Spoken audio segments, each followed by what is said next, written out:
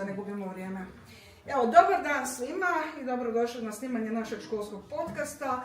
Danas nije običan dan, danas je 13. veljače, Svjetski dan radija. Medij koji je često nepravedno zapostavljen, ali medij koji nas informira, koji spaja ljude. I tom prigodom smo pozvali našeg dragog gosta Dražena Kocića na kocku, svi ga poznate. Popularni voditelj Super radija Bjelovar, koji će s nama podijeliti iskustva. I naravno, tu su učenici koji će skupa zabilježiti ovaj događaj, a to su Lana Tomašinec, majstor koji se bavi sa snimanjem je Marko Vinković i naravno Mio Pušenić, zadužen za zvuk. Pa evo, preporučam i nadam se da nemate ništa protiv da krenemo, pa izvolite, krenite dalje sa programom. Evo, još jednom dobro nam došli. Imam par pitanja za vas. Kako ste započeli svoju karijeru u radijskom voditeljstvu i podcastingu, te koji su bili vaši prvi koraci? Prije svega dobar dan svima. Baš mi je onako izuzetno drago da se možemo ovako malo družiti. Vi ste nova mlada generacija, tehnološki možemo reći savršena, za razliku iz vremena dok smo mi to zapravo kretali u nekakav svijet medija, radija. Dakle, ja sam isto kao srednjoškolac, mi smo tada imali radio Bjelovar, koji je bio jedini radio na ovim prostorima koje smo mogli slušati. I on je imao program, zamislite, samo 4 sata dnevno. Sada radio Postaja ima program 24 sata svaki dan, dakle konstantno nema prekida programa. I onda ste u tih 4 sata mogli čuti dugačke vijesti po 20 minuta, par pjesama koje su nam tada znači mogli emitirati tehničari koji su radili na radiju. Radio Bjelovar je tada bio u jednom malom prostoru, umjesto nekakvog tehničkog prostora koji je imao akustiku, bile su one kutije od jaja. To je kao bilo nekakva akustika i da se zapravo ne događa nekakav hal i nekakav veliki prostor, kao što je danas zapravo akustičan prostor gdje radite kao radijski voditelj. Drugačije je to danas sve nego što je nekada bilo. A ako ćemo sad krenuti sa nekakvim mojim radom na radiju, to je bilo negdje tamo krajem 80-ih, isto sam išao u srednju školu i imali smo jednu emisiju subotom, zvala se Omladinski studio. Tadašnji predsjednik omladine je okupio jednu mladu ekipu, tada sam ja bio kao i vi, vaših godina, i onda smo radili emisiju subotom i stvarno smo imali 4 sata programa, imali smo svog tehničara, nismo radili kao danas MP3, MP4, nego smo imali gramofonske ploče. Mislim da neki od vas i znaju što je gramofon i gramofonska ploča, iako mnogi ne znaju. Ne bi vjerovali, jedna naša kolegica, kada je došla raditi kod nas na radio, pita šta je ovo? Kažem, to ti je gramofonska ploča. S tim smo mi nekad zapravo radili. Imali smo magnetofone, to su bili veliki magnetofoni, magnetofonske vrpce koje ste morali navlačiti s jednog koluta na drugi. Je zapravo bilo puno teže raditi na radiju, ali zapravo radio je jedan medij kao i danas, izuzetno koristan medij. Možda mladi toliko danas ne slušaju radio kao što se radio nekada slušao. Jer danas imate 500 programa na IPTV medijima, televiziji, imate YouTube kanale, imate TikTok i mnoge druge sadržaje. Tako da, ali radio je zapravo ostao jedan medij koji je definitivno povezao i nekada, recimo, ljude i danas. Evo, recimo, danas je Svjetski dan radija. Još 1920. prve radio postaje su se pojavile u svijetu. Amerikanci su to zmislili i napravili su prvi takav nekakav radio. Kasnije se pojavio BBC, ali već 7 godina kasnije i Hrvatska, tada Jugoslavija, je dobila prvi radio Zagreb. I tada je jedna spikarica rekla: dobar dan, ovdje Radio Zagreb. I tako je zapravo krenuo svijet radijskog medija. Da mi ja sad to ne objašnjavam kako je to zapravo bilo kroz godine, tehnologiju se to razvijalo i zapravo svaki radio se trudi da ima originalan program, da ima najbolju glazbu, da ima najviše slušatelja, jer vam je to danas komercijalno, jer zapravo živite od tog posla. Znači, to su novci koje zarađujete od marketinga, od promocija općina, gradova, županije i sličnih stvari. Imali smo taj onlinski studio i I tu smo imali jednu slobodu, ali opet smo imali nadzor koliko smijemo ići daleko u tom pravcu. Sjećam se da smo jedanput napravili dr. Franjo Tuđman 90. Imao je svoj prvi nastup u Bjelovaru, na prikolici. To je bilo na parkiralištu kod sportske dvorane. I mi smo to snimili, imali smo nekakav mali magnetofončić s kojim smo snimili taj razgovor i s obzirom na to bilo stvaranje Hrvatske još za vrijeme Jugoslavije. I onda smo mi pustili taj ton i u ponedjeljak zove mene, sada već pokojni Božidar Harar, koji je bio urednik radija, i kaže: Dražene, izvoli doći k nama na jedan partijski razgovor. Ne? I to je bilo, zašto sam ja to pustio? Ko je meni to dopustio? Pa je to bilo takva frka gadna da smo mi zapravo skoro ostali bez omladinskog studija, jer smo pustili nešto što je zapravo bilo malo politički, ali to je bilo stvaranje Hrvatske u to vrijeme. Evo recimo jedan moment iz tog stvaranja našeg omladinskog studija. Kasnije sam otišao neke druge vode, gdje sam ja zapravo završio za kuhara. To mi je bio nekakva profesija s kojom sam se htio baviti. No, međutim, vratio sam se u taj moj posao oko radija. Kasnije možemo pričati još mnogim stvarima koje su vezane i za radio, za druge medije, gdje god smo zapravo nekako plasirali ono što radimo. Ne znam, mislim, malo uopće odgovorim na vaše pitanje, ali to je bilo nekakav početak stvaranja jednog radija koje, evo recimo, ja sam kasnije radio na BBR-u koji je danas Alfa. Ja sam taj radio stvarao, u to vrijeme sam bio urednik toga radija, kasnije sam otišao u tvrtku Pevec, maknuo sam se iz tog posla i onda kako je zapravo tvrtka Pevec otišla u stečaj, praktički sam se pitao što sad, kud sad, šta da radim. I onda sam kupio radio Čazmu. Jednostavno kupio sam udjel u tom radiju koji mi je izgledao kao iz 60-ih. Stari gramofoni, stara, debela, velika mikseta, ljudi pred mirovinu. I sad, jedan od tih starijih ljudi koji je tamo radio, završio politologiju i kaže na njemu: sad ću ja vama kupiti kompjuter. A on iz Večernjeg lista na pisaću mašinu vadi one vijesti, prepisuje, ne. I kaže: kupit ću vam kompjuter, pa ćete... Kaže, ne, meni je to super s pisaćom mašinom iz Večernjeg lista. I onda kad imate takve ljude koji su već praktički pred mirovinom, morate ih cijeniti jer su ostavili svoj životni vijek u tom poslu. I onda sam im rekao: znate što, ajde da se mi dogovorimo. S obzirom da ste već pred mirovinu, da probamo nekako da si sredite tu mirovinu, jer dolazi mlada ekipa, nećete se moći nositi s tim poslom. A ne bi volio da ispade na kraju kao vlasnik tog novog radija, da sam vas šikanirao, da sam vas omalovažavao, i tako je zapravo i bilo. Došla jedna mlada ekipa i mi smo taj radio Čazmu preimenovali u brand. I sad pazite, vi trebate nazvati radio da se nekako zove, da nije radio Čazma. Jer ste onda previše lokalni, onda vas neće slušati ovi ni u Bjelovaru, ni u Vrbovcu, jer ste nekako vezani uz Čazmu. I onda smo mi izmišljali kako nazvati radio, koja riječ je onako internacionalna, nevezana uz nijedan grad. Super. Idemo provjeriti ili se ko zove, ne zove se niko Super. Ajmo ga nazvati Super radio. I tada smo mi pre 15 godina nazvali taj radio Super radio i onda se on zove Super radio. Ali kad imate to ime, onda morate se držati toga, morate biti super. Da, i onda smo imali tu mladu ekipu, nove džinglove, ubacili smo novu tehnologiju, cijeli smo taj radio u Čazmi obnovili u jednu sasvim novu instituciju, moderna oprema, kompjuteri, mikrofoni, tu vam treba jako puno opreme, internetske veze, sve smo to posložili i krenuli smo onda u posao. Dakle, prije 15 godina smo osnovali taj Super radio. Svaki dan sam putovao zajedno sa ekipom u Čazmu, imali smo 7 auta. Jer vi u Čazmi nemate koga zaposliti tamo, jer ljudi nisu se s tim poslom bavili.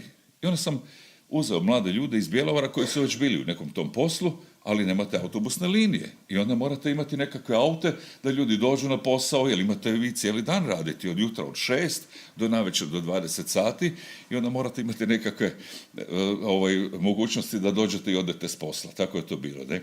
Kasnije smo dobili frekvenciju za Bjelovar, 105.4, i onda smo odlučili napraviti još jedan radio. Uzeli smo još jedan odašiljač, antenski sistem, dakle još jedan novi radio. Pa smo bili u jednom iznajmljenom prostoru da bi prije 3 godine kupili jedan svoj prostor i sad smo tu smjestili Super radio studio Bjelovar, Super radio studio Čazma, i to je zapravo taj naš posao. Imamo 10 zaposlenih ljudi, 2 studija, dakle ljudi rade svoj posao, marketing, informativni program, terenski program, dakle jako puno posla ima u tom našem poslu oko radija. Ali u svemu tome dođu još i nove tehnologije koje morate pratiti, a to je i podcast, kad smo već počeli priču o podcastu. No prije podcasta, s obzirom da sam uvijek gledao da zapravo nekako i kao mali napredujete u tom poslu, teško se nositi s velikima, Narodni radio, Otvoreni radio, Antena Zagreb, dakle to su veliki sistemi i puno zaposlenih ljudi i veliki grad, puno slušatelja, a kad ste u malom mjestu i kad nemate toliko mogućnosti za komercijalu i za borbu na tržištu, onda se morate boriti da vidite kako možete to zapravo i na svoj način kao mali napredovati. Da. Bilo je jako teško, ali smo uspjeli nekako. I znate što ono još izuzetno zeznuto toj priči, u kom pravcu se opredijeliti. Mi kad smo kupili taj radio Čazmu, oni su bili lokalni radio sa puno želja i pozdrava, narodne glazbe, nekako su bili više ruralni. I sad hoćete napraviti jedan pomak napred i odmah napravite jedan pomak koji njima ne paše. Sad je došao onaj kocka i više nemamo tih narodnjaka. Ali zapravo mi smo to sve ostavili. Mi i dan danas imamo petkom navečer, evo baš Željko koji tu sjedi, on radi jednu emisiju Narodno veselje, gdje zapravo ljudi koji vole narodnu glazbu mogu od 4 sata uživati uz narodnu glazbu. Nismo ukinuli ni želje i pozdrave, jer ljudi se i dalje žene i oni ne znaju gdje bi plasirali te pjesme za buduće mladence, od kumova, od roditelja, znate kako to već ide, i onda smo ostavili tu jednu rubriku, tako da smo nekako povezali i moderan dio programa, najviše vrtimo domaću glazbu, pop, zabavnu i rock, ali nešto imamo naravno i strane, ali s obzirom da uvijek ako voli stranu glazbu ima neki drugi radio, tako da smo se mi opredijelili više u tom pravcu. Evo malo o radiju, s obzirom da je danas svjetski dan radija i da samo u Hrvatskoj imamo 130 radio postaja koje rade na sistemu preko frekvencije i još puno internetskih radio postaja koje isto tako možete slušati. Ali danas vam je putem raznih aplikacija mogućnost da slušate bilo koji radio u svijetu, tako i nas često puta zovu iz Kanade, Australije i Sjedinjenih Američkih Država jer nas slušaju putem interneta. I prvi smo zapravo u Hrvatskoj uveli vizualni radio. Znači, ljude možda nekad zanima kako onaj voditelj izgleda. Kad ste nekad slušali radio pa vas zanima kako izgleda onaj voditelj, je li debel, mršav ili čelav, ili ima brkova ili kako je. Mi smo zapravo napravili jedan vizualni radio da zapravo uvijek možete biti nekako s nama povezani. Možete nas pratiti putem aplikacije. Dakle, i aplikacija je isto jedna tehnologija koju zapravo preko mobitela možete koristiti, slušati radio, slati poruke, glasovne poruke, povezano sa našim portalom, sa našom web stranicom. Dakle, sve smo to nekako ukalkulirali u jednu tehnologiju modernog malog radija kako mi to danas funkcioniramo kao radio. A naravno, nedavno smo krenuli sa podcastima, jer smo zapravo vidjeli da to je isto nešto što se zapravo danas jako koristi. Nismo još to posložili do kraja. Imamo jedan prostor u podrumu koji je bio onako lijepo sa onim boltama i ciglama i mi smo ga lijepo uredili za jedan studio i napravili smo već 6 podcasta, već je u planu naravno za dalje s tim podcastima, samo sad malo bila gužva na početku godine pa smo već smo napravili 2 nova podcasta koja nisu još gore, Mladen Burnač, ne zovi mala policajce, i Zdravko Valentin koji je neki tamo 90-ih imao hitove, ponovo se vratio u svijet glazbe. No, evo toliko sad o radiju, možda sam je malo predugačak sad bio u uvodu, ali evo samo tek toliko da vas na neki način upoznam koliko je zapravo radio zanimljiv medij u kojem ima jako puno posla i obaveza, ponajviše nažalost te papirologije s kojim nas svaki dan zamaraju, jer praktički se ne možeš posvetiti onom poslu koji radiš, nego brdo je papira. Ali to bi tako uvijek na početku godine. Hvala. Možete li nam reći što vas najviše motivira da nastavite raditi i stvarati sadržaj za svoj podcast? Pa, znate što, ovaj posao mi je toliko zanimljiv da možeš ga raditi i u penziji, u mirovini, jer nadam se da će netko i od vas nakon ovog razgovora barem malo se zainteresirati, jer ja zapravo volim, evo zna i Željko, volim uvijek dati priliku mladim ljudima. Znate, nije to tako jednostavno kako to izgleda. Evo, mi smo baš nedavno uzeli jednog mladog čovjeka, raspisali smo jednu audiciju, trebamo nekoga ko će raditi društvene mreže. Jer mi jednostavno to ne stignemo raditi i nismo toliko vični tome. Vi ste zapravo, kad ste se rodili, već ste imali laptope, kompjutere, tablete, mobitele i vama je to onak, da. Nama to možda starijima toliko nije ta tehnologija toliko baš prirasla srcu kao vama i zato smo zapravo raspisali na audiciju, ali naravno trebat ćemo vjerojatno i novih mladih glasova, jer kako i radio napreduje i tehnologija, tako upravo i to. To me zapravo motivira jer je to zapravo jedan posao koji volim raditi, nije mi uopće teško i svaki dan ste praktički s ljudima. Mi svaki dan idemo i na presice. Evo, danas smo bili na presici, ujutro smo u 10 sati već u Virovitici, Viro Expo se otvara i opet morate biti tamo. Za vikend smo već imamo dogovoreno nekako. Stalno mi radimo sa 15 općina u Bjelovarsko-bilogorskoj županiji, sa sva 4 grada, sa županijom. Svaki dan vam je nekakva presica, općine imaju svoje nekakve dane, proslave, vatrogasci, dječji vrtići, škole, svašta nešto i uvijek morate biti, vi morate to popratiti ako želite biti radio koji ima sve te informacije za ljude koji to slušaju. Jer jako puno ljudi, pogotovo u današnje vrijeme, nema puno vremena. Nekada je to sve bilo usporeno. Danas vam je to sve ubrzano. I vi morate stalno biti morate to pratiti, morate biti aktualni. Ako toga nema, ljudima nećete više biti zanimljivi. Jer takav je radio. Koji su izazovi s kojima se susrećete dok snimate podcaste i kako ih prevladavate? Pa znate što, mi smo još nekad davno snimali to što se sada zove podcast. Još prije nekih 20 godina radio sam jednu emisiju, zvala se Bjelovarsko-bilogorske novice. Išla je na OTV programu, išla je i na Z1 televiziji.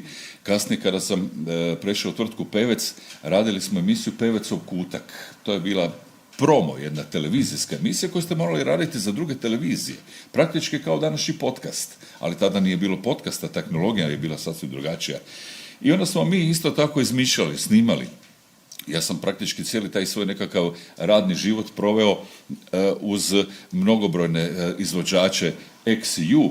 Dakle, nema s kim nisam radio intervju, od svih poznatih, možda s Lepom Brenom, evo nisam još radio, ali dakle svi ovi iz te generacije, od Zdravka Čolića, Željka Bebeka, Gorana Bregovića, Gorana Karana, Danijele Martinović, mislim nema s kim nisam radio intervju. Dakle, što za radio, što za televiziju i što smo zapravo radili te emisije koje su bile zanimljive i kad smo radili taj Pevecov kutak, vi morate tu emisiju napraviti da ona bude zanimljiva, gledana i da ima zapravo nekakav svoj sadržaj. Znači, ne možete to raditi bez veze. Ne? I onda smo imali još jednog dečka, se zove Miroslav Konopa, koji nema uopće veze s Pevecom, ali smo ga nazvali Majstor Miro. Evo, sam se sjeća, Majstor Miro. I mi smo izmišljali gluposti po Pevecovim centrima. On je glumio nekakvog smotanog majstora, koji je kao uvijek nekakav glavni majstor tamo. I onda je to uvijek bilo nekako humoristično. Ima nekakve dijelove, čak smo stavili na YouTube i to smo zapravo ostavili kao nekakav sadržaj da ostane za budućnost. Evo, i mi nekad, ja to volim pogledati, nekad vidim kako je to izgledalo malo tad glupo, smiješno, ali evo tad smo to tako radili. Između ostaloga, evo recimo, ta jedna emisija se isto zvala kao današnji podcast, intervjui sa poznatima. Tako da je bilo jako puno takvih situacija u mom poslovnom svijetu, dok sam stvarao zapravo nekako sebe kroz to, znate. U ono vrijeme je isto to bilo jako teško, treba se probiti na nekakvu scenu. Odlučiš se, idem u to, ne? I onda, kao prvo, iz malog ste mjesta, niste iz Zagreba, i niko vas ne gura i teško se probiti u metropolu, uvijek su nekakvi lobiji i ne možete doći koliko god ste možda bolji. Ali imali smo još jednu zanimljivu priču, možda se neko od vas sjeća, to je bila emisija koju je radio i Mario Petreković i ova ekipa, kako se zvala ta emisija, sam zaboravio, da, no dobro. Dakle, mi smo tada kad smo bili na radiju na BBR-u tadašnjem, imali tu emisiju i to smo bez veze izmislili, ja sam imao tonski studio. Šok show se zvao, Mario Petreković, Dubravko Čačija i ta ekipa i oni su došli k meni, ja sam tad bio urednik radija i isto to moram ispričati, mislim da će biti zanimljivo da slušaju. Kaže Mario, daj idemo napraviti nekakvu emisiju za radio, nekakvu glupost da se možemo zezati ono maksimalno, ne? I tako je bilo, ne. Pokojni direktor, vlasnik radija, gospodin Butković, rekao, ok, kocka može, ali znaš, ono, pazi malo, znaš, politika, ovo, ono. Tako da su se oni jako dobro zezali i to je bila dobra zezancija ono vrijeme i jako slušano, šok show, tada da su imali kao vi danas te mogućnosti, TikTok, YouTube, svašta nešto, mislim da bi bili zvijezde. Da. Ali evo, Mario Petreković se na kraju ipak uspio probiti, često ga puta vidite da je lud, otkačen uvijek, ne takav je bio i onda. No, imali smo isto jednu scenu, to vam isto moram ispričati, oni su se zezali na račun doktora Franje Tuđmana. Kao ono, to je bila jedna scena, opet sam ja nastradao, jer kao urednik hoće nastradati šef, ne? Da, i naravno nisu mi rekli kakav će biti sadržaj te emisije, pa je ono kao nešto bilo, da li ruka na srcu ili ne, ovo ono, i to je, s obzirom da je tada BBR bio jako slušan, i netko je čuo, vozio se autom iz Osijeka za Zagreba, BBR se daleko čuje, i naravno ujutro me zove direktor, vlasnik, Kocka, dođi malo, imamo problem. Šta je? Iz ureda predsjednika, poziv, šta je to bilo? Ja ne znam, nisam ni slušao tu emisiju. I onda smo, naravno, s obzirom da se program mora snimati, i onda smo preslušali to i bila malo nezgodna situacija na račun predsjednika doktora Franje Tuđmana. Oni su se zezali, naravno da je to zezancija, nije niko ozbiljno mislio, ali znate, malo su to opipljive stvari. I naravno da smo onda mi napisali jedan službeni dopis u predsjedništvo Republike, da se ispričavamo, da su to dečki koji su van našeg radija, dakle oni kao honorarno to rade i tako dalje, tako da smo uspjeli to nekako izgladiti. Ali dođete u jednu nezgodnu situaciju, ne znate što bi napravili, niste vi to napravili, ali ste odgovorni za to. Ne? Tako da i posao urednika može biti jako zeznut, još pogotovo ako neko nešto odradi, a nije baš po, kako bi rekli, nekakvim pravilima, da, i tako mi to, da. Je zanimljivo to slušati, ne znam kako je vama, to, evo, ja vam to pričam, što se meni događalo kroz taj nekako moj životni vijek iz radija, da evo, ovaj mladi gospodin zapravo zna kako smo mi to počinjali, kako je to bilo nekad. Kakav je vaš proces pripreme prije snimanja? Imate li neku rutinu ili rituale koji vam pomažu? Pa rituale nemam. Bitno je samo da zapravo kad vam dođe neko u goste, da bar nešto znate o njemu. Da? Moram ispričati jednu priču. Mi smo imali studio tamo gdje vam je sada Pepko kraj hotela, što je tamo ono tamo? Tamo je bila terasa gradske kavane. A mi smo tamo u dvorištu imali, to je bio prvi tonski studio, Bjelovar. Kasnije ću vam ispričati šta smo i tamo radili, snimali i pjesme i svašta nešto bilogorske. Da, i neki poznati su pjevači nam dolazili tamo snimati, Škoro, Maja Šuput, snimali smo reklame za neke firme, pa su dolazili tamo otpjevati na to što smo mi njima zadali tekst i latino i svašta nešto. I u goste nam dolazi Mišo Kovač. To moram ispričati. Da. I sad pazite, on ima stvarno veliku životnu tragediju. Sin, znate da je sin mu se ubio i to je bio problem veliki, naravno velika tuga njemu u obitelji. I on 3 godine nije dao nikakav intervju. A imao je koncert u Bjelovaru. A dečke koji su svirali u bendu, mi se znamo i sad čujemo se telefonom, u hotelu je odsjeo on, kaže me, jel bi mogao Mišo Kovač nam dati intervju? Ma Kocka, ma nema teorije. Ma li on ti 3 godine nikom nije dao intervju, neće nikom dati intervju, ne. I za jedno pola sata mene on zove, Mišo Kovač pristao na intervju. Kaže, ma da, nemoj me zezati. Kaže, da. I sad ja nisam bio u studiju i dođe mi u studiju, već Mišo sjedi, čeka, ali onak, znate, dobar, da. I sad, znate, imate jednog čovjeka u kojem znate jako puno, koji totalno osjeća se nikako. I sad vi trebate s njim napraviti intervju. Znači, bezvoljan, ne znaš kako bi započeo razgovor s njim i to je zapravo, ne znaš kako bi krenuo. Da. I sad, ako kreneš nakon veselo, vidiš da je on totalno u banani, u bedu i sad krenemo mi u razgovor. I sad nisam se stigao ni pripremiti. Znači, ono što znam o njemu, tako smo i krenuli u razgovor, počnemo pričati i polako se Mišo otvara. Sve normalniji, sve više se diže. Ne? Da. I sad, počeli smo nekako tu priču, došli smo zapravo i do te tragedije koja se zapravo njemu u obitelji dogodila. Ne? I sad, i Mišo vadi pištolj, tako, ja sam njima rekao, ja onak se skrivam, roči, znaš,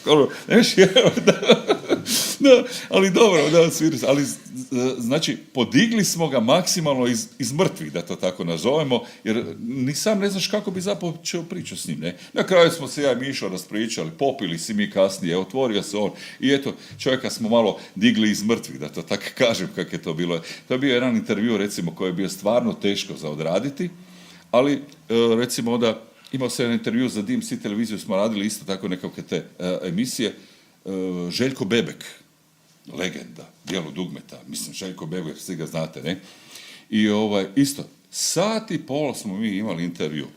Pa on otvorio dušu, on je pričao svemu, o bijelom dugmetu, kako je ostao izvaran od Gorana Bregovića, pa se čovjek rasplakao, naravno emocije mu proradile, znate ono, to je priča, životna priča.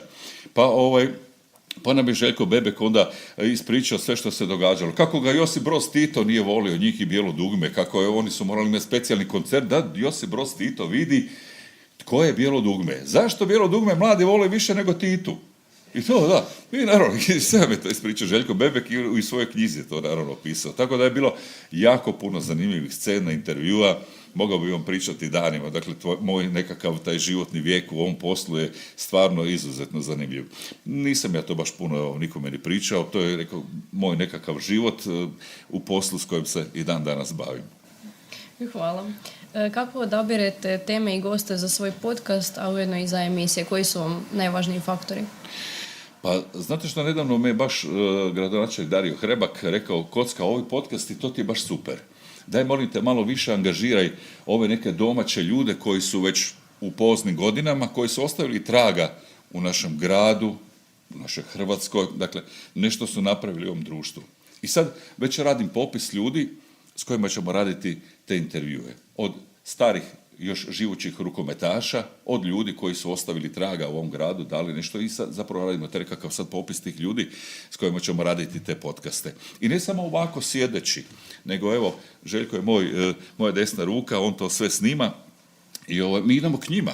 Dakle, idemo k njima, znači snimamo jedan dio kod njih, pa gdje rade, pa gdje, znači i jedan dio ovako, znači da to bude zanimljivo, ne samo onako statično na jednom mjestu, da, i to. A od poznatih ljudi, evo, već smo imali neke, bio nam je Miroslav Škoro, koji isto baš ne voli baš tako često davati intervjue, ali mi smo stari frendovi još iz 90-ih, pa je Škoro, gled, dolaziš za Novu godinu u Bjelovar, daj da malo snimimo nešto, tako smo snimili jedan intervju s njim. Snimili smo još sa nekima, ali jedan zanimljiv je bio, sada nedavno, na Staru godinu smo snimali, zove se Marija Zadravec, tak se zove, jel da? Da, porno glumica. Sad ćete se svi čuditi kud s porno glumicom, ali pazite ono, to je isto posao s kojim se ljudi bave. I slučajno smo se tako zatekli u Đurđevcu na jednom koncertu i kažem je njoj, pa ajde da snimimo jedan razgovor. Biće to ljudima zanimljivo. I stvarno smo snimili jedan izuzetno zanimljiv razgovor. Podcast možete vidjeti na YouTube kanalu Super TV-a. I zapravo nije lako raditi sa porno glumicom jedan razgovor koji će biti kulturno napravljen. Dakle, vi ne idete previše u detalje, što je zapravo teško, a da razgovarate sa porno glumicom, ne? Tako da je taj razgovor bio izuzetno zanimljiv. Mi smo snimili to i na Korzu, snimili smo i u kafiću, otišli smo na Kobasice. Dakle, bilo je izuzetno zanimljivo. Sve nekako dvosmisleno, a opet niste previše narušili jednu normalnu i kulturu razgovora. Evo, pa možete si pogledati taj jedan podcast, kako zapravo i ti ljudi žive koji se bave tim poslom. Da, kod nas je to možda tabu tema, a ona nam je zapravo ispričala kako je to zapravo vani jedan posao koji je svaki drugi. Da, čak je došla sa svojim mužem, dakle ima i muža, da, a bavi se jednim sasvim drugačijim poslom. Primjerice, evo ona. Snimali smo razgovor sa Darijom Hrebakom, evo sad dogovaramo sa županom Markom Marušićem, pa ćemo njega isto tako preispitati o svemu i svačemu, ne samo o poslu, nego da idemo privatno. Kako on privatno funkcionira? Pazite, posao župana. Vi ste cijeli dan, od jutra, od 6 na nogama do navečer. Čovjek ima 2 djece i ženu, dakle ima obitelj. Kad ima vremena čovjek za sebe, za obitelj, znate? To su neke zanimljive priče gdje možete saznati upravo na takvim podcastima. Ali što se priprema tiče, dakle, bitno je znati nekakve osnovice o tom čovjeku. Ako ne, Google zna sve, pa onda jednostavno se možete tako informirati. Onda opet morate s druge strane paziti što ćete pitati nekoga, da previše ne idete u intimu, u privatnost, jer može to narušiti i razgovor, pa se može čovjek i naljutiti. Morate znati da li se voli zezati, da li ga možete pitati nekako ako malo škakljivija pitanja i tako. Znači, sve ovisi o osobi, da, a svako od nas je različit, da. Kada biste mogli podijeliti jednu ključnu lekciju koju ste naučili kroz podcasting, koja bi to bila? A lekcija je da moramo uvijek dobro provjeriti kamere. Što nam se dogodilo, to moram reći, što nam se dogodilo, Željko je bio na 2, mi sa fotoaparatima to snimamo, ali nisu isti. I ovaj drugi je bio na automatici, dakle, snimamo krupni kadar i snimali smo ovu porno glumicu. sa velikim poprsjem. Mislim, tako je kako je, ne, da. I okej. I baš je taj zatajio. Željko nije gledao, on je stavio na automatiku i cijela ta je snimka bila totalno mutna i nismo je uopće mogli koristiti. Dakle, preporuka svakako, uvijek dobro provjerite prvo jel sve funkcionira. Kao dečki, vama funkcionira ton, slika, to je najbitnije. Dakle, na to morate paziti. Imali smo jedan slučaj, moram to ispričati, kad smo snimali Bjelovarsko-bilogorske novice. Jedno vrijeme su nojevi bili fora, su svi počeli uzgajati nojeve, kao dobar biznis, sve možete iskoristiti, od papaka, kljuna, perja, mesa, svega, i to je neko provalio taj dobar biznis, možda to negdje je vani, ne. I onda je bila nekakva farma prema Ivanjskoj tamo bio, i tad smo snimali mala kamerica, imate kabel za mikrofon i sad vi snimate, ne, i sad ide noj između nas i razvali na mikrofon, kablove, sve odletilo ko ragu. Ne možeš ti to više snimati, znači, ne možeš snimati, strgo ti je kabel od mikrofona, razvalio kameru, tako da smo zapravo onda jednostavno morali to sve otići popraviti i ponovo doći snimati zbog jednog noja. Vjerojatno taj noj kasnije završio u vječnim lovištima, jer i gazda bio jako ljut. Da. Evo recimo jedna scena koja nam se dogodila na snimanju i ne možeš ništa, praktički onda sve ti je razvalio i kameru i kablove i onda smo morali ponovo ići to snimati. Naravno, onda smo pazili da nam noj ne uleti u kadar. Da.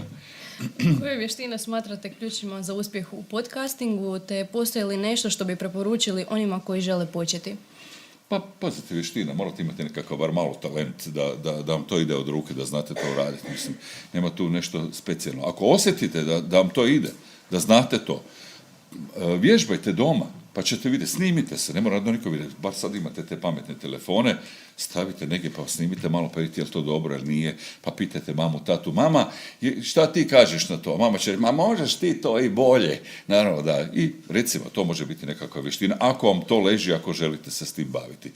Danas jako ima puno influencera. Dakle, danas puno mladih može doći do izražaja upravo na taj način putem TikToka i tih raznih društvenih mreža. Mi to u ono vrijeme naše mladosti nismo mogli plasirati. Pričao sam baš sad za Marija Petrekovića i tu ekipu Šok Showa. Da smo ono vrijeme imali televiziju, pa mi bi čuda napravili tada, da. Tako da danas je to puno lakše, da. Kako održavate angažman i odnos sa svojim slušateljima? Koristite li društvene mreže ili druge platforme za interakciju? Pa je, zapravo to sam već djelomično odgovorio. Dakle, ja sam direktor, vlasnik moje firme, ja se prvi dižem u 5 ujutro, od 6 sam u eteru, od 6 do 10, to je moja jutarnja smjena i uvijek se naoružaš sa glazbom i svaki dan probavam da budemo drugačiji. Znači, jučer smo vrtili zabavnu glazbu, Željko voli zabavnjake, Dalibora Bruna, Mišu Kovača, Jasno Zdokić, tak dalje. Ja sam više ona pop glazba, Cetinski, neki to vole vruće i taj nekakav džir, ali svaki dan ste drugačiji. Znate, ujutro, danas ste zabavnjaci, sutra pop rock, onda treći dan malo strane kombinirate 90. 80. tako da bi zapravo na neki način bili drugačiji, da opet nekako uvijek imate hit glazbu, ne? A što se tiče informacija, uvijek vam dođu informacije od stanja na cestama, od prognoza vremena, malo prođete po društvenim mrežama, pa vidite malo što imate na vašem portalu, zanimljivo iz lokalnih sredina i tako, neki tonovi. Tako da sama priprema za program je upravo na taj način da jednostavno se opustite, uđete u to i kad stavite slušalice, kad krenete s programom, vi ste drugi čovjek. Da. Po čemu se Super radio razlikuje od drugih radijskih postaja u regiji? Pa mislim, znate što, sve je to radio i sad sve ovisi kakvu glazbu volite, kako vam odgovara speaker. Znate, ima radio postaja gdje vam speaker ili speakerica iritira vas vokal i ne možete slušati to. I vam se to kad dogodilo. Da. Evo, recimo, meni se ne sviđa kako rade sad ovi, moram to reći, to je američki sistem, gdje vam se speaker obraća sa ti. Znači, ti koji slušaš, da. A gdje si ti koja slušaš? Znači, obraća se muškom rodu. To je u Americi fora, you. Da, ali kod nas kad prevedete to na naše, onda to drugačije zvuči. Da li si podigao svoje ulaznice? A da li si podigla svoje ulaznice? Znači, obraća se muškom rodu, a gdje su tu djevojke, žene? Razumijete? To mi se recimo ne sviđa, to su ti formatirani radiji, mi nismo formatirani i mi ćemo uvijek izaći u susret svako ko imamo onaj porukator gdje ljudi mogu si naručiti glazbene želje za rođendane, imendane i tako ljudi to vole jer smo na taj način prisni sa slušateljima. Osjećaju taj radio kao svoj. Vi na recimo ovim velikim radijima ne možete tako samo, sad bi ja tu htio pjesmu za rođendan ili ne znam, nekoga pozdraviti, ne? A što se glazbe tiče, širok nam je dijapazon, rekao sam, od vikendom navečer narodnjaka do zabavnjaka, popa, roka, za svakoga nešto. Da, trudimo se uvijek pratiti nove moderne trendove, uvijek kad izađe nešto novo, trudimo se da uvijek među prvima objavimo te pjesme, jer zapravo i glazbenici nam često upravo to i šalju. Čim se pojavi neka nova pjesma, kocka, daj molim te malo to zavrti, treba nam malo da uđe pjesma u uho ljudima. Evo, recimo to, ne razlikujemo se ništa specijalno od svih ostalih stvari, ljudi koji rade na tom radiju. To mi je kao u svakom poslu. Da, imate firme koje su uspješne, koje nisu uspješne, rade isti posao. Dakle, bitna je ekipa, timski rad. Da vidite vi kako mi radimo, koji smo mi tim. Da, sve posloženo tamo kod nas. Evo, Željko se sad smije, njega sam namjerno uzeo sa sobom danas tu, jer on mi je uvijek tu desna ruka kad god što treba i niš mu nije teško, znate ima ljudi kao, nemoj mene, 3 sata moram ići doma, ali nema tu, znate, to je posao gdje praktički nemate nekako radno vrijeme, jer često puta, evo, recimo, danas je presica u 18 sati, vi morate biti na presici, ako hoćete to plasirati na portal, mi imamo i novine, one 04 to su besplatne novine, znači još imamo dodatne honorarne suradnike, novinare koje prate iz svakog grada za svoje općine i gradove. Dakle, možda nam fali u tim novinama nešto, ovo što vi radite, mladi. Jedna možda stranica upravo vašeg mladenačkog rada, da i to plasiramo u novine. Eto, može to biti jedna zgodna priča, da neko, zahvaljujući vašoj profesorici, bude dio tima koji će nam raditi nekakve priloge ili više vas za novine. Zašto ne bi imali svoju stranicu? Ili recimo svoju stranicu na našem portalu. Isto možemo otvoriti. To može biti isto jedna dobra priča, jedan plasman onoga što vi radite. Gledajući na razvoj podcastinga posljednjih nekoliko godina, kako vidite budućnost ovog medija i gdje mislite da će se podcast naći za 5 ili za 10 godina? To je teško. Znate, tehnologija danas stvarno brzo napreduje i sve se to jako brzo mijenja. Ok, možda će podcast još jedno vrijeme biti zanimljiv. Zapravo, društvene mreže su prerasle televiziju. Koliko god možda televizijski djelatnici će reći, ma nije istina. Ali pitao bih vas sada, da li gledate televizijski program ili kad dođete doma, odete na YouTube kanal i gledate TikTok, svakakve gluposti koje se pojave, pa i ja to radim navečer. Odgledam Dnevnik i onda isto tako idem malo pogledati što se može naći na tom TikToku. Mislim, raznih talenata, antitalenata, zanimljivosti, gluposti, svašta nešto. Tako da, televizija kao televizijski program gdje ti moraš čekati neku seriju toliko sati ili nešto, dakle, to više kod mladih ne funkcionira. Definitivno, da. Hvala. Za kraj, Super radio je na glasu kao najslušaniji u Bjelovarsko-bilogorskoj županiji. Koja je prema vašem mišljenju tajna njegove popularnosti? Pa, znate što, agencije koje se bave istraživanjem slušanosti, one vam svaka 3 mjeseca ili kvartalno rade istraživanja na području gdje se čuje vaš radio. I onda zapravo mi moramo ne dobiti, nego moraš kupiti to. Dakle, i ne znaš kako stojiš, jer je puno radio postaje gdje se čuje, bar 30 radio postaje koje se čuje na području Bjelovara, Bjelovarsko-bilogorske županije. Najrelevantniji je Ipsos Puls, dakle, koji radi istraživanja na najvećem broju ljudi i recimo za prošlu godinu Super radio je u prvom kvartalu i u 4. bio broj 1, a u 2. i 3. broj 2. Znači tu se isprepliče sa Bravom, sa Antenom, sa Otvorenim radijom i sa još nekim radio postajama. Dakle, stalno smo tu u vrhu, ali to nije onaj, da možete reći 100% je to tako. Znači na osnovu određenog broja ljudi koji su oni ispitali na području cijele županije. S tim da se mi zapravo ni ne čujemo još u cijeloj županiji. U Garešnici se recimo ne čujemo zbog Moslavačke gore, jer nam je odašiljač vrlo nisko. Znači tu na Paromlinu Bjelovaru i Paromlinu u Čazmi. Dakle, to je prenisko da bi vi mogli imati da se možete dalje čuti. I nemamo snagu kao neki radio, jer smo zapravo više kao lokalni i onda vam daju određenu snagu koliko možete jako ići van. Ali bez obzira na to, znači, slabiji ste od ostalih po snazi, ne čujete se tako daleko, a opet imate tu slušanost. Vjerojatno ekipa koja zdušno radi taj program zajedno sa mnom je upravo ključ uspjeha ove naše male radio postaje. Evo, hvala vam. Da.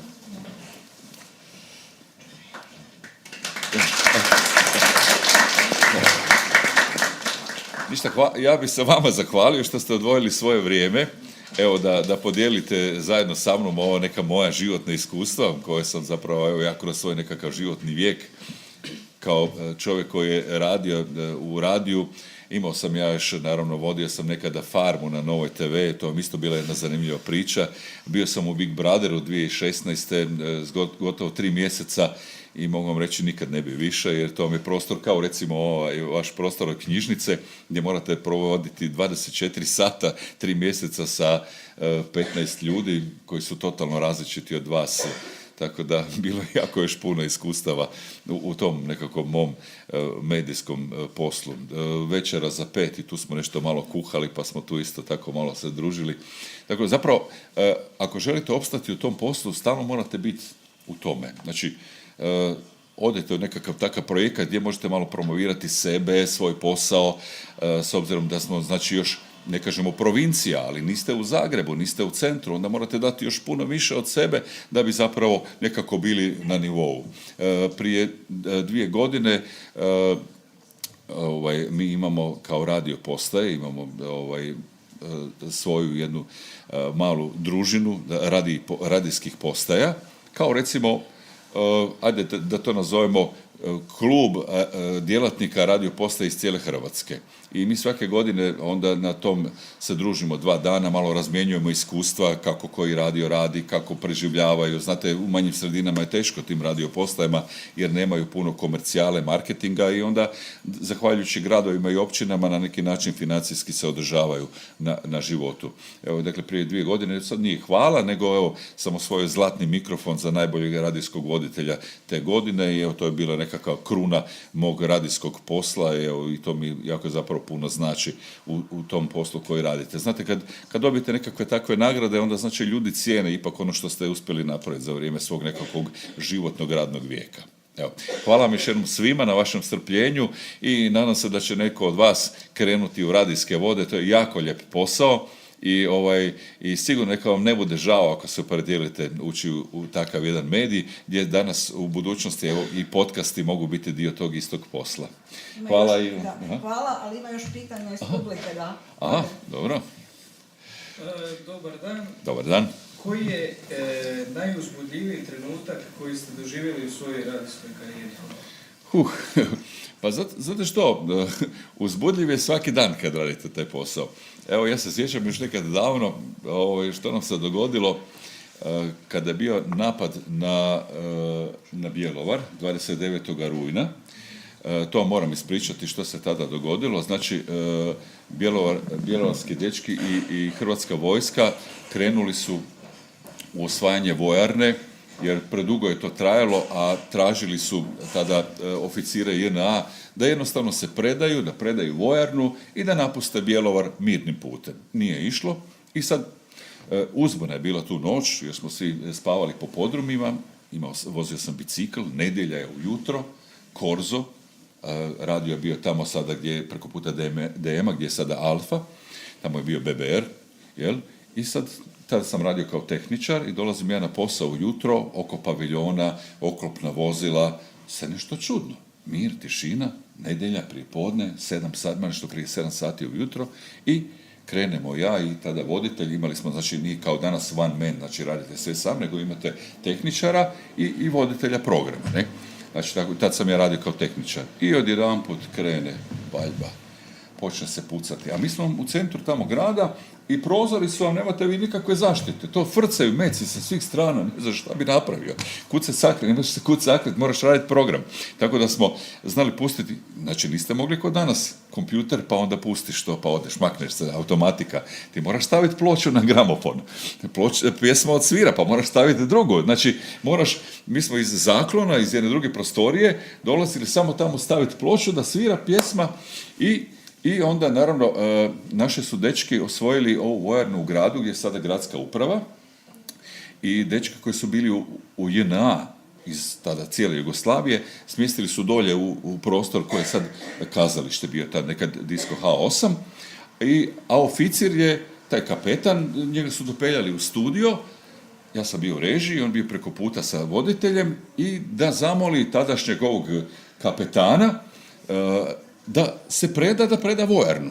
I kad je ovaj to čuo, onda su ovi s minobacačima počeli gađati po nama. Imali su točne koordinate. A moraš staviti ploču. I zamislite, ja sam na koljenima sam radio, jer su prozori vrlo niski. I stavio sam si šljem na glavu. Imali smo jedan šljem koji smo dobili od Zbora Narodne garde za poklon, jer smo skupljali novce za njih, za opremu. Znate kako je to bilo tih ranih 90-ih. I svi su se ispotpisali na to šljem, on je bio. I ja s tim šljemom i stavljam ploču od prljavog kazališta moje majci. I stavim ja to lijepo, znate kako na gramofon, kad je to grunulo, dakle minobacačka granata, točno je pala ispod prozora. I da sam bio na stoječki, to sam šrapnele bile skroz okolo, dugo je to bilo, još tam se držalo, to je bilo onaj, kak se to zove, parket na zidu, i tamo su ploče bile sve probušene od tih šrapnela. Dakle, da sam bio na stoječki, 29.9. mi je zapravo drugi rođendan, i poslije toga, zamislite što se dogodilo. Mi nismo mogli više raditi, jer ima jedan kabel koji je od radija išao prema zgradi gdje je sada Erste banka, tak debel kabel, koji je bio veza sa linkom, znači link koji dalje šalje na odašiljač. I jedan šrapnel je pogodio točno u taj kabel, zamislite vi to. Da. I mi više nismo mogli imitirati program. Ljudi se uplašili, ljudi po podrumima, jer se to dan strašno pucalo, i nisu znali šta se događa. Gospođa Ana Mudrić iz HTV-a nas zove, šta se događa? Onda smo preko Radio Križevaca, Radio Vrbovca i okolnih radio postaja slali informacije da ljudi znaju što se događa. Dakle, nismo više mogli emitirati program. Ova granata kad je pala, razvalila nam je skroz tamo i prozor i stol, onaj mix pult, tako da, evo recimo, to je bio jedan događaj koji je stvarno ostavio traga u mom životu i mnogih drugih ljudi i mnogih Bjelovarčana koji se sjećaju tog dana 29.9. Da. Evo, recimo, odgovor na tvoje pitanje, što je bilo najuzbudljivije u mom životu u radijskom poslu. Evo, to je bio taj trenutak koji bez problema, evo, mogao sam tada biti da sam stajao, 100% bi me izrešetalo šrapnelo, da. Imam ja pitanje. Kako birate glazbu koju pušate u programu, imate li osobne favorite? Imam. I to me često zezaju. To me zezaju ove moje kolegice. Je li bila danas Crvena jabuka? Dakle, Crvenu jabuku obavezno vrtim, ali pa imam svoje omiljene pjesme. Ja sam dijete 80-ih i nekako volim tu glazbu 80-ih. XU. Znači, od Prljavog kazališta Parnog Valjka, Crvena jabuka, Dino Merlin, Hari Matahari, Bajaga, Đorđe Balašević. Dakle, to je nekako glazba s kojom sam ja odrastao, od domaćih, a od stranih, od Tine Turner do Gazeba i Duran Duran, Pet Shop Boys, Depeche Mode. Dakle, to je nekako glazba koja je, kao recimo i vi danas, što vi danas slušate o Abate i to, recimo, ne? Da, tako i mi smo tada slušali tu glazbu i to nam je bio onda nekako, uz to smo odrastali. Ne? Tako da, evo, recimo, to su moji favoriti u programu i većinom, kad ne znam što bi zasvirao, Crvena jabuka, uvijek ćemo naći nekakav hit njihov, primjerice, ne? Da. Imam ja pitanje. Izvolite. Kako se pripremate za emisije i koliko vremena posvećujete planiranju sadržaja? Pa danas, nekad sam malo više, a danas više u principu se ni ne pripremam. Evo, moram priznati da se uopće ne pripremam. Ja dođem ujutro, dovoljno mi je samo malo proći ove društvene mreže, vidjeti što je zanimljivo i pripremi si jedino glazbu. Znači, na mom kompjuteru, svi kompjuteri su nam povezani sa glavnim kompjuterom koji je radijski, preko kojeg ide glazba i svako od nas si može pripremiti, mi to zovemo plahtica. Dakle, gdje zapravo si odaberete pjesme po nekakvom vremenskom razdoblju, ili kiša, ili sunce, ili pao snijeg. I onda recimo, pada snijeg. Sad ću ja naći 5 pjesama koje imaju veze sa snijegom. Razumijete? Malo podignite tu atmosferu, ne? Osim u 12. mjesecu kad zapravo svi onda vrtimo te božićne pjesme, već ih znamo napamet, kao Samo kući, 1, 2, 3, 4, 5, tako je božićne pjesme, u primjericu u mjesecu prosincu, da. A ovo ostalo je zapravo sve po nekakvom raspoloženju.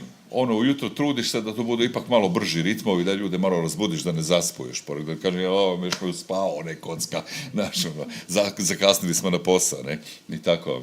Tako, dosta ovisi o raspoloženju, a priprema ovisi o tome kako ko se snalazi, da. Ja znam, evo, Željko, kad je krenuo sa svojom emisijom, on si je sve pisao, ne, ali ispočetka vam je to teško dok ne uđete malo u štos. Trema, što ćete reći, kako će to ispasti, znate, meni je to rutina danas, ja dođem odradim, kao koji vama, što sad s vama razgovaram, iako mi je bilo ispočetka malo trema, iako sam ja vodio mnoge programe, izbore za mis i svašta nešto, pred puno ljudi, ali nisam se našao u ovoj situaciji, da ja sad pred toliko mladih, evo, prepričavam jednu priču posla s kojim se ja zapravo bavim, da.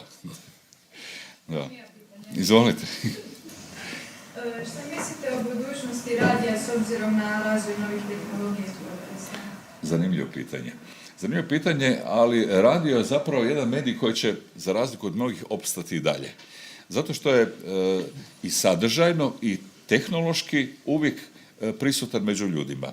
Vi jednostavno radio možete slušati doma, možete ga slušati u autu, možete ga slušati na poslu, televiziju morate gledati, društvene mreže opet morate biti koncentrirani na to. I kad to radite, opet možete slušati radio.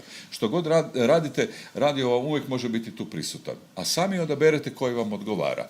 Da li vam odgovara glazba otvorenog radija, dakle samo strana glazba, ili vam odgovara super radio koji vrti sve i svašta, pa ćete uvijek naći možda neku pjesmu za sebe. Da, dakle, ali radio kao medij sigurno će opstati, jest da on ide sada u jednu novu eru digitalizacije.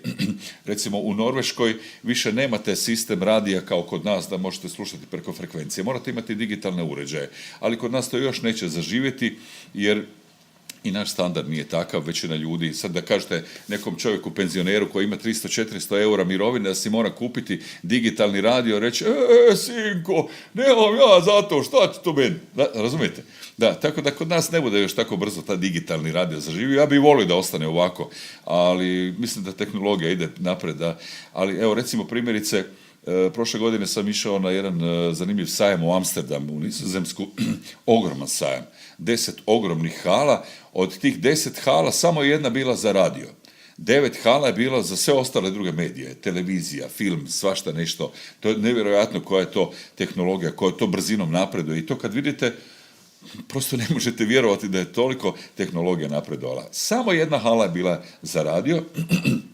I tu su vam bili ljudi iz cijelog svijeta, iz Australije, iz SAD-a, nove miksete, novi odašiljači, slušalice, novi programi za emitiranje radijskog programa. Dakle, i u toj sferi, u tom poslu tehnologija strašno napreduje. Tako da radio će opstati, ali u nekom drugom obliku koji zapravo mi sada već radimo. A to je vizualni radio, radio koje možete slušati na svom mobilnom aparatu, podcasti koje možete stavljati na YouTube kanal koji je opet povezan sa radijom. Dakle, radio mora se razvijati u jednom sasvim drugom smjeru ako želite opstati. Pitanje je koliko će opstati male radio postaje u malim gradovima u budućnosti ako se i oni ne budu nekako okrenuli novoj tehnologiji. To je definitivno. Radio će opstati, ali će morati se pretvoriti u nešto puno jače ako želi opstati. To već možete primijetiti na nekim modernim radijima da je zapravo to puno više od radija. Kada biste mogli intervjuirati bilo koju poznatu osobu, ko bi to bio i zašto? A sad je to teško reći s obzirom da sam ih mnoge stvarno intervjuirao. Da. Molim? Trumpa, da. Pa mislim da bi s njim bio jako zanimljiv razgovor, da. Mislim da bi se stvarno baš mogli otvoriti maksimalno s tim da, koliko sam primijetio, baš on ne voli nezgodna pitanja, on nekako, ako nije njemu po jusu, kako se veli, mislim da bi vrlo brzo ili napustio prostor ili bi me poslao koragu. Ali pa evo, ne znam, koga bi vi recimo intervjuirali? Evo da čujem vas, ko bi vi recimo, ko mi je oko zanimljiv od recimo ovog z domaće scene? Da, sad da ne idemo, danas Robbie Williams je danas rođen, recimo. Koga? Da, je to onaj što lupa s tenisice po glavi, da. Da, moram priznati, evo, mislim, vi ste jedna nova generacija i ja vas zapravo potpuno razumijem. Drugi je to stil glazbe i sve ostalo. Imam ja isto mladih ljudi i Aleksandra koja radi, ona isto dosta mlada, moj stariji sin, i oni slušaju sasvim drugu glazbu. I nekad oni znaju malo zabrijat, kada ja to tako kažem zabrijat, malo odu u te sfere Singerica i ostalih, Jala brat, Buba Koreli i ostali, mi to zovemo trep cajke, i onda tu nema granica, onda ih moramo malo, halo, čekaj, stani malo, gle, nije to glazba koju slušaju ljudi koji slušaju naš radio, ne? Oni, ja kažem, vi što slušate doma, to je jedno, a radio je sasvim nešto drugo. Znači, morate se nekako prilagoditi sadržaju koji slušaju ljudi tog radija. Jer sad vidi da nekoj gospođi od 60-70 godina koja je navikla da sluša Mišu Kovača, Dalibora Bruna, Magazin i to, i sad je pustite Buba Koreli koji morate imati titl dolje da znate šta je uopće rekao, razumijete? Da. I ona veli, onaj Kocka, šta je to zavrtio na radiju, kakvi su to pjesme nikakve, razumijete? Znate da. Tako da je teško malo tu ukuse posložiti, pogotovo, ja znam što vi mladi volite i to, evo recimo ovaj primjer sa Aleksandrom Prijović, što je bio sada fenomen, da je ona uspjela napuniti, 5-6 puta Zagrebačku arenu. Da, ali eto, to je ono što mladi danas slušaju. Dakle, možda smo malo previše okrenuti prema srpskoj glazbenoj produkciji. Ja moram priznati da baš hrvatska glazba u zadnje vrijeme i nema nešto hitova i to se osjeti isto zapravo nekako velika razlika, ali nekako malo smo previše preuzeli upravo baš srpsku glazbu, pogotovo mladi i baš ovaj stil, što se po meni baš iskreno i ne sviđa, malo mi je to previše morbidno i ružno. Ako se to nekom sviđa, ok, ukusi su različiti, ali mislim da je to malo otišlo previše u jedan krivi smjer i da to za odgoj mladih ljudi nije dobro. Da. Ima puno ljepših stvari, ima i mladih pjevača, pjevačica i Breskvica, eto, ona lijepo pjeva i ne radi gluposti na sceni kao, recimo, kad smo već kod takve glazbe, ne? Evo, to je moj odgovor na ovo vaše pitanje. Imam ja pitanje. Izvolite. Koje emisije ili segmente na radiju su vam najdraži, bilo da su vaši ili drugih radijskih kolega? Pa, znate što, danas radio, što više imate priče, to je manje zanimljivo. Znači, ljudi danas ne vole duge priče i dugačke emisije. Nekad ste bili sretni da možete napraviti što dužu emisiju da ljudi slušaju sa puno govora. Danas ljudi više nemaju vremena i radio se upravo zbog toga je promijenio. Dakle, mi isto tako nemamo neke emisije. Mi imamo, znači, program koji traje po 4 sata, koji teče kao rijeka, kao Vltava. Ne? Znači, i to je takav nekakav sistem programa, one man, i vi ste taj komedijaš, zabavljač, DJ, sve ste u jednom. Znači, i informator. Znači, sve imate u tom sad nekakvom programu. Evo, jučer smo se malo, Željko, bili su mali oglasi. Mi smo vam ostali te male oglase, više kao, ne zbog toga, nemamo mi tu nekakve zarade. Nego, stari ljudi sa sela vole uvijek nešto prodati, ili krmaču, ili kravu, ili auto, ili svašta nešto. I jučer smo se malo baš zezali na tu foru, bila nekakva prepelica, šta je bilo, nešto... Prlenke, da, ja nisam prvo znao šta je prlenka, mislim, iskreno, nekakva vrsta kokoši, šta li, ne. I onda smo se zezali malo na taj račun i jučer je stiglo 5 poruka tamo, kak ste nas razveselili, to je bilo baš simpatično, a samo sam se malo zezali na račun te prlenke, i tako da, bitno je, znate što, radijski voditelj, da nikoga ne vrijeđa, dakle, da nikoga ne podcjenjuje, ne omalovažava, a da zapravo sve nekako u jednom globalu održi na jednom nivou i da vam je to zanimljivo slušati. I to je nekakva formula uspjeha svakog radija. Evo. Kako balansirate posao radijskog voditelja i sve privatni život? Pa, zapravo, moj radio je moj život, većina, evo, zna i moj dragi prijatelj, još iz mladosti, dok smo išli u H8. Dakle, ja kak sam krenuo u taj posao, to je moj život, zapravo većinu stvari nekako i vežem uz radio, a privatnog života praktički ni nemam, evo, praktički sam cijeli dan u firmi i onda kada dođem predvečer, navečer doma, volim odgledati vijesti, da vidim što se događalo taj dan i onda vjerojatno koji vi zabrijem malo na tim društvenim mrežama da vidim što ima novoga. Da, čak nekad volim pogledati i ovo, kak se zove, zadruga, kak se sad to zove, da, tamo gdje je ona Miljana i ona ekipa. Kak se to? Elita, da. Jer nekad sam bio u Big Brotheru, pa mi je ona to uvijek zanimljivo, oni su tamo po 10 mjeseci, pa mi nikak nije jasno kako izdrži toliko tamo unutra, ali je, da. Svako nešto voli, da. Evo, volim pogledati i volim pratiti što rade i mladi, upravo zbog toga što mi je to bitno zbog posla, tako da znam što u principu slušate, što volite gledati i mi imamo isto jedan TikTok kanal, rijetko ga upalim, ali to onda odradim jedno jutro upravo sa tim TikTokom, možda jednom mjesečno, ako baš namjerno, tek toliko da malo testiramo, da vidimo koliko to zapravo ima ovih gledatelja. I to nevjerojatno koliko se ljudi prihvaćaju, po 1000. Ono vidiš, onda stižu tamo nekakvi šeširi, nekakve pokloni, bonovi, svašta nešto, da. Kaže, tu se da i zaraditi. Evo recimo Sonju Kovač znate, influencerica, ne? Još ko klinkica je dolazila, kad smo bili u Beberu, ko klinkica je dolazila, da kod kocke, da neke pjesmice i tak dalje. Evo, izrasla je u krasnu jednu biznisnu ženu koja je od toga napravila krasan posao, zarađuje ogromne novce. Primjerice, evo recimo ona, ne? Evo nje se zapravo... Je li bilo trenutaka kada ste morali improvizirati ili se nositi s nekim nepredviđenim situacijama tijekom programa? Pa znate što, još u ono vrijeme kad tehnika i nije bila toliko razvijena, baš je bilo problema. Evo recimo u BBR-u smo bili ja i Igor Prka, koji sad radi na Tereziji, i nas dvoje smo radili jedan večernji program. Nekad je večernji program bio zanimljiv, puno slušatelja bila, telefona, ljudi su bili nekad jako vezani uz radio.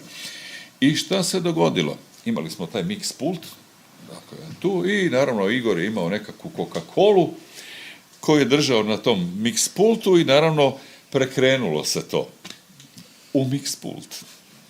To vam je bilo samo sve se zapušilo, sve je stalo. Šta sad? Program treba ići, vi nemate s čim raditi. Dakle, to je bio jedan trenutak kad jednostavno nismo znali šta napraviti. Tehnički ne možeš apsolutno ništa. Mix pult, gotovo, možeš zaboraviti. Kasnije nismo ga više mogli ni popraviti, ne? Srećom smo imali nekakav mali miksić koji smo koristili za prijenose izvana. Na brzinu smo to uspjeli nekako prespojiti da bi mogli raditi do jutra, da radio može raditi. Da, primjerice, evo jedna scena. Kad sam vodio farmu, to je bilo 2008. Na toj farmi su bili Marina Perazić i Sejt Memić Vajta i kako su se zvali oni dvoje, muž i žena, što je kasnije ona otišla u vjeru, zaboravio sam, sjetit ću se, da. Simona Gotova, si njen muž, da. Ja sam tad samo dolazio snimati 3 dana u tjednu, kad su oni imali one dvoboje, u nedjelju kad se gazda mijenjaju i tako dalje. I sad petak na večer idete uživo. I sad vi imate samo slušalice, a u studiju su Kovač i ova druga cura su bile zajedno, vi njih ne vidite, vi njih čujete u slušalicama, oni su u studiju, razgovarate ko ja sad s vama. O bok, kak si, super, ja na farmi, oni u studiju u Zagrebu, u Novoj TV. I nema veze, pukla veza. I ja čujem iza, onaj govori u režiji, kocka, snađi se kako god znaš, pukla je veza, pričaj nešto, izmišljaj. Pazite, vi ste u eteru, na Novoj TV, vas gleda milijunski auditorij. Šta sad napraviti? Šta pričati? Znate, i onda se vi u tom trenutku morate snaći, ne znate ni koliko će to trajati, ne? Tako da nađete se, rekao, u takvim situacijama kad jednostavno su nepredviđene situacije, a morate to odraditi, da. Sjećam se kad smo krenuli s tom farmom te godine, to je bilo prvo to večer, nisam se nikad susreo sa jednim takvim načinom rada, imate 8 kamere na dizalicama, na helikopteru, otvorenje nove sezone farme. A ja nemam iskustva u tome, znate, svi ste nešto radili ovako, nešto sa strane, ali nikad tako veliki projekat i znaš da ideš uživo, da ne smiješ pogriješiti, da te gleda milijun ljudi, ne? Strašna trema. Tad sam stvarno imao tremu, moram priznati, ali uspjeli smo to nekako izgurati. Najgore je bio taj početak dok to krene, znate, oko vas je 50 ljudi, to je strašno, ne znaš kako bi krenuo, moraš paziti, ne smiješ osjetiti ta trema i strah da ne pogriješiš, jer moraš to odraditi profesionalno. Da, kasnije je bilo već lakše, ali taj prvi je jedan početak i taj prvi je nekakav dojam vam je najteže odraditi, ako nemate još pogotovo iskustva s tim.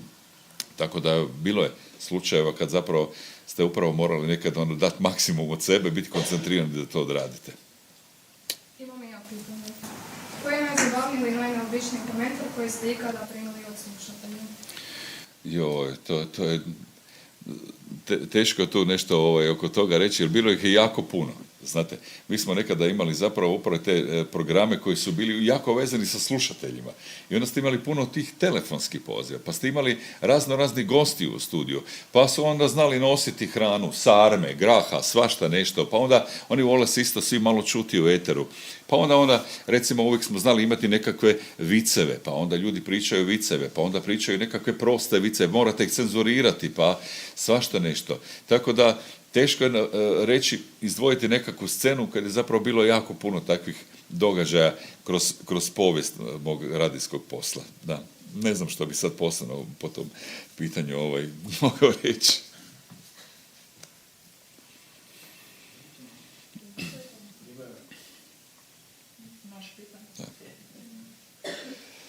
Sve o svemu, samo da reći jednu informaciju. Znači, direktor živi radio. On ide kući samo spavat. Tako da nije baš tako prema radiju, prema tom poslu, da bi to bilo tako uspješno kako on radi. A on radi to već puno godina i tako da, evo, da se to osjeti u njegovom radu. Imali smo sada jedan slučaj, igraju Bjelovar protiv Dinama, to je bilo sad prekjučer, i vidim već komentar na Indeksu HR. Bjelovar vodi 2-1 protiv Dinama.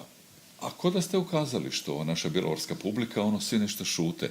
I krenu Dinamo, ja sam Dinamovac inače, ne. Da, Dinamo, ovi naši ništa, Dinamo, ne. Rekao, a ja sam službeni spiker, u principu ne bi smio. Znate, kao službeni spiker, da. Onda meni puko film, Bjelovar, on je Dinamo, Bjelovar, svi Bjelovar digle noge, vidim na Indeksu piše, veli, Dražen Kocijan Kocka preglasao Dinamove navijače.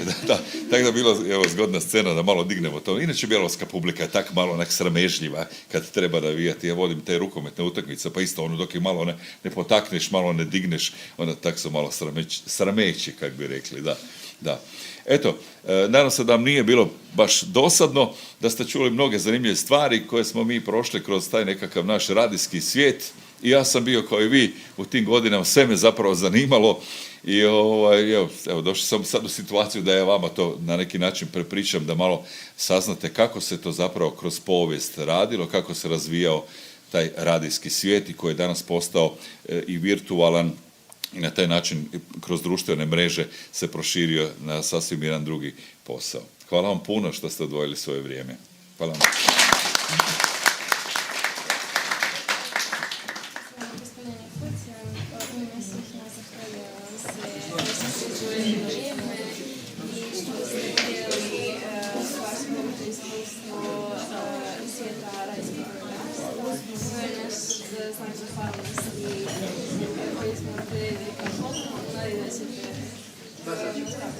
I ovo nas